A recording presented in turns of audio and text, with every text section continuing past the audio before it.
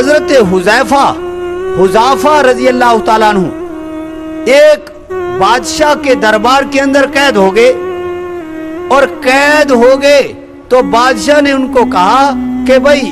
تم جو ہے وہ نصرانی ہو جاؤ، عیسائی ہو جاؤ، میں اپنی بیٹی کی شادی تم سے کر دوں گا اور تمہیں جو ہے وہ اپنا خاص بنا لوں گا۔ اس نے کہا، حضرت حذیفہ نے کہا یہ نہیں ہو سکتا، ہم اللہ کے پیغمبر پر ایمان لائے ہیں، اللہ کے پیغمبر پر ایمان لائے ہیں، اسی لیے قرآن کریم نے ان لوگوں کی افہمی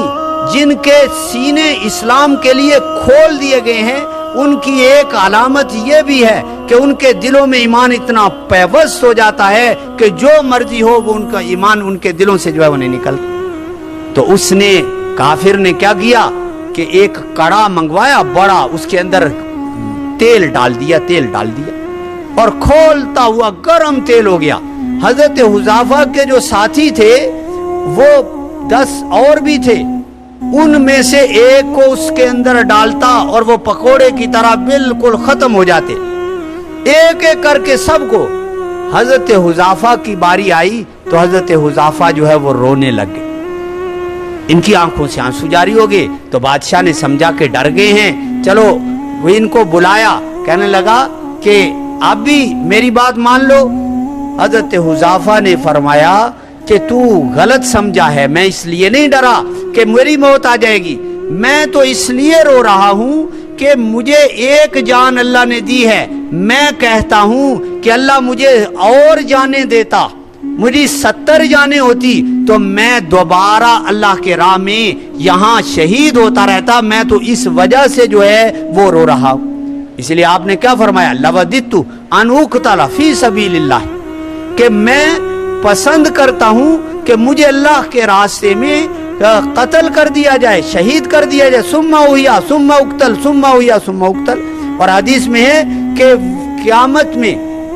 اللہ رب العزت شہید سے پوچھیں گے کہ تیری تمنا کیا ہے، وہ کہے گا مجھے واپس دنیا کے اندر بھیجو، میں دین اسلام کے احیا کے لیے جو شہید ہوا دوبارہ اسی طرح جو ہے وہ شہید ہوں گا۔ تو حضرت حذیفہ نے فرمایا کہ میں تو اس وجہ سے رویا ہوں، اب مجھے تیری موت کا جو ہے وہ کوئی ڈر نہیں، تیری موت کا کوئی ڈر نہیں۔ اسی لیے صحابہ کی تعریف محدثین لکھتے ہیں، رہبان باللیل و فرسان بالنہار، کہ دن کو گھوڑے کی پشت پر ہوتے تھے اور رات کو مسلح پر ہوتے تھے، اللہ کے سامنے جھکتے تھے تو ان کو اللہ سے محبت ہوتی تھی، اللہ کے دین کے لیے مصائب اور پریشانیاں برداشت کرتے۔ آج ہم مال دینا ایک زکوٰۃ ہے، ایک عشر ہے، ایک قربانی ہے، آج ہم اتنا سا مال نہیں دے سکتے اور پھر ذکر کرتے ہیں کہ بھائی ہمیں وہ زمانہ مل جاتا آپ صلی اللہ علیہ وسلم کا، کہ وہ زمانہ مل جاتا، وہ کیسے ملتا بھی تو پتہ نہیں ہمارا کیا بنتا۔ وہ زمانے کے اندر جو مصائب تھے وہ مصائب جو ہے وہ کون برداشت کر سکتے۔ تو حضرت حذیفہ کو وہ بادشاہ کہنے لگا کہ جو ہے وہ میں اچھا تمہیں چھوڑ دیتا ہوں، ایسا کرو کہ تم میری پیشانی کا بوسہ دے لو، بوسہ لے لو، اور تیرے حضرت حذیفہ نے فرمایا میں شرط یہ ہے کہ میرے ساتھ والے جتنے ہیں ان کو بھی چھوڑ دو۔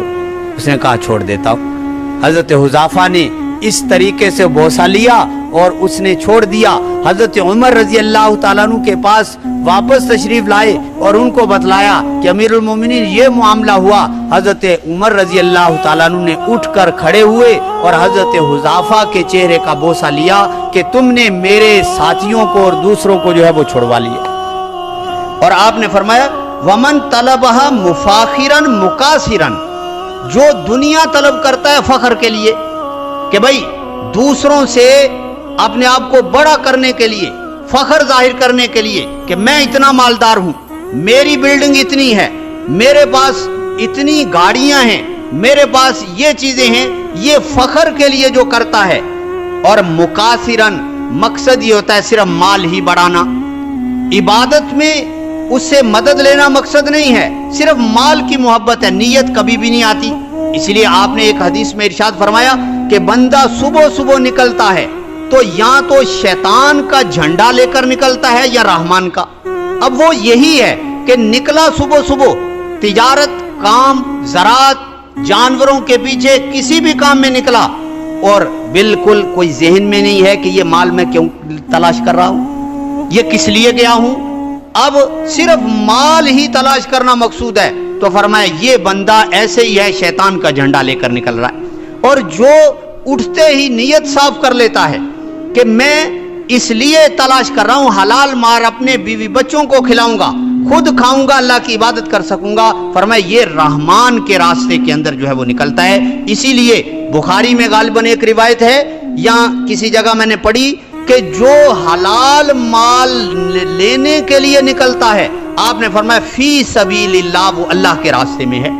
فی سبیل اللہ کا لفظ موجود ہے۔ اور یہاں آپ نے فرمایا کہ جو فخر کے لیے مال تلاش کرتا ہے، کثرت کے لیے مال تلاش کرتا ہے، تو